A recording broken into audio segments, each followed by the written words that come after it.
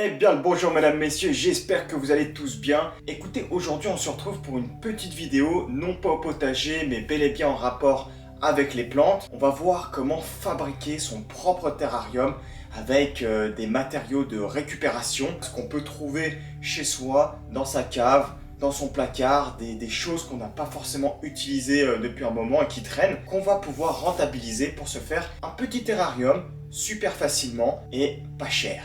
Alors au niveau du matériel, il va vous falloir un contenant, une sorte de récipient. Voilà, alors j'ai fouillé dans ma cave et j'ai trouvé quoi? J'ai trouvé cette ancienne jarre. Donc c'est pas du tout fait pour faire un terrarium de base, même si tous les terrariums de nos jours ressemblent vraiment à ça. Comme on peut le voir ici, oula c'est dur. Ici, hop voilà, c'est un couvercle en plastique parce que de base c'est pas pour faire joli, c'est pour contenir du vin. Mais c'est pas prévu pour faire un terrarium, mais c'est pas grave, on va s'en servir quand même. Donc comme vous pouvez le voir, voilà, une jarre très pratique. Donc celle-là est vraiment très grosse parce que la dernière fois que j'ai fait un terrarium, j'ai trouvé qu'il était un peu trop petit. D'ailleurs il est juste là, je vais vous le montrer. Voilà, c'est celui-là, magnifique. Comme on peut le voir, vraiment magnifique, il est super bien développé.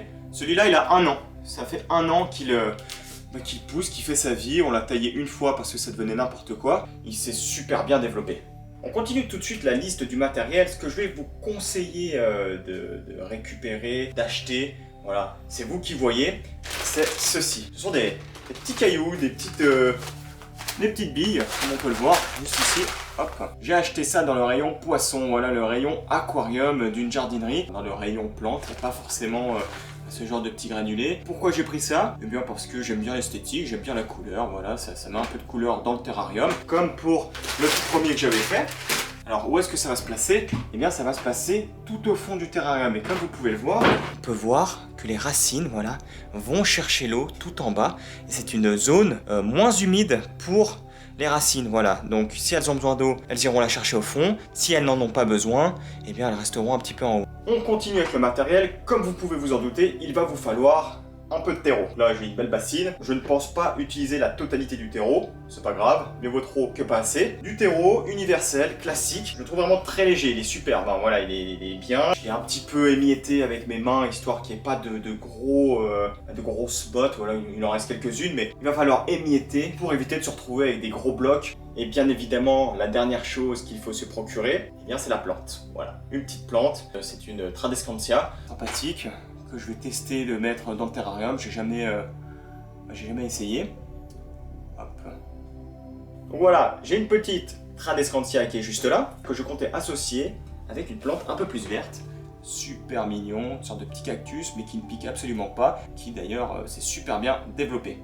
Et ça donnera un peu le côté verdoyant dans le terrarium. Voilà, une petite plante verte, une autre un peu plus violette.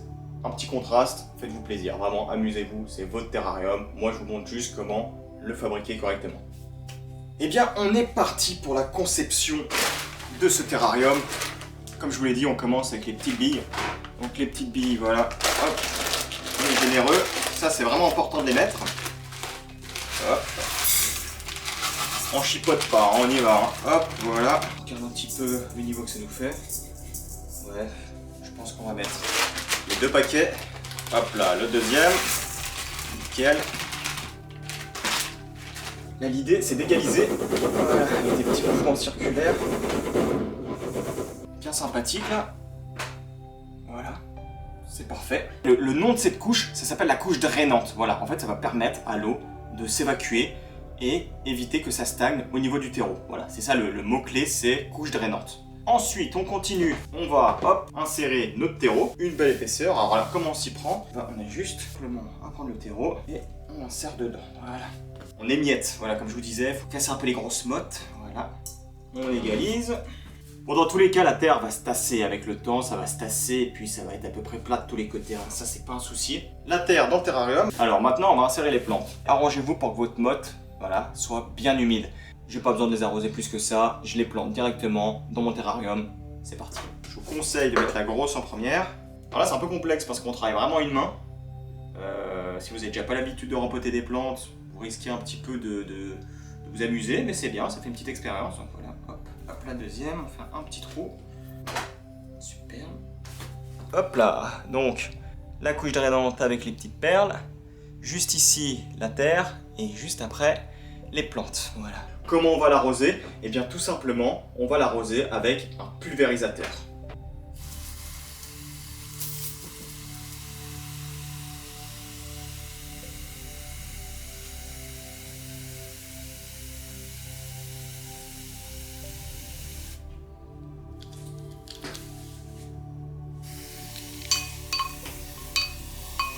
On est généreux au niveau de l'arrosage, ça sera le seul et unique arrosage qu'on leur fait. Généreux mais pas trop non plus, voilà, dès que vous voyez que le terreau ici commence à être bien imbibé et que ça commence à couler au niveau de la couche drainante, eh bien il faudra arrêter d'arroser.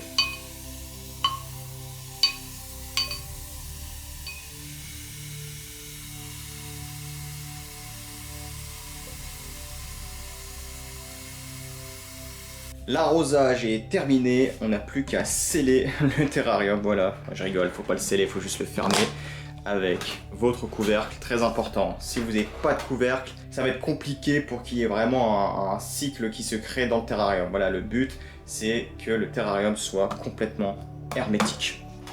Et bien voilà, le terrarium est complètement fini comme on peut le voir. Pourquoi j'avais laissé de la place tout à l'heure? Et bien tout simplement pour ajouter un petit élément de décor, c'est pas nécessaire, là je l'ai mis, c'est vraiment pour vous montrer qu'on peut vraiment customiser son terrarium. Bien arrosé, bien fermé hermétiquement, c'est l'essentiel. Et puis là vous avez juste à le mettre dans un endroit pas trop chaud de la maison, où il y a de la lumière, et puis vous avez juste à l'observer et en profiter.